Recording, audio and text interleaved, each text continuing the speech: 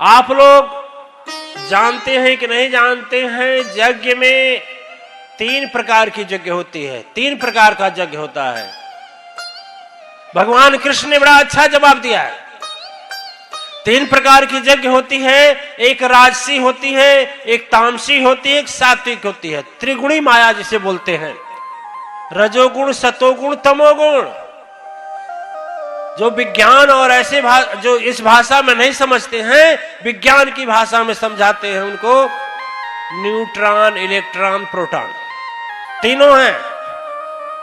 और 3 से ही ये 3 ही पदार्थ हैं, ठोस, द्रव और गैस। 3 ही गुण है, रजोगुण, सतोगुण, तमोगुण, जिससे सृष्टि चलती है। और थोड़ा आपकी भाषा में उतरेंगे, क्योंकि आवाज दूर तक जाती है ना, सबके भाषा में उत्तर देना पड़ता है ना। तो ब्रह्मा, विष्णु और महेश वही 3 है। मां आदि शक्ति के ही 3 ही गुण हैं। एक ब्रह्मा है, एक विष्णु है और एक शंकर है।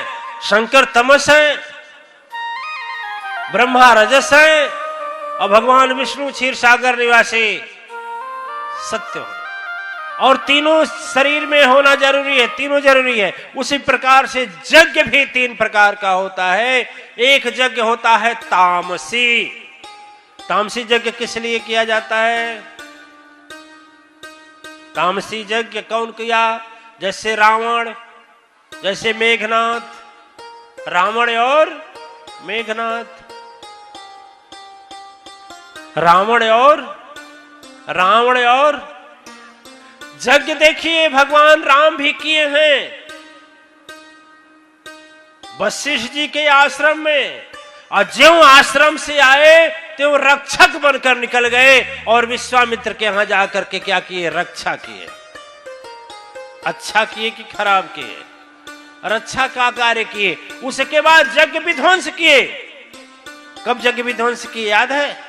कब यज्ञ विध्वंस किए? जब लंका में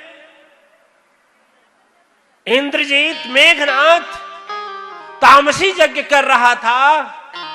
इनको मारने के लिए प्रभु राम को और लक्ष्मण को, तो हनुमान को भेज करके यज्ञ का विध्वंस कराए। बोलिए कराए कि नहीं कराए? जब शक्ति का प्रयोग तंत्र में होता है, दिव्यात्माएं जब मारक होता है, तो ऐसे हालात में उसका क्या करते हैं? संहारक बन जाते हैं कि नहीं? बनना चाहिए कि नहीं बनना चाहिए?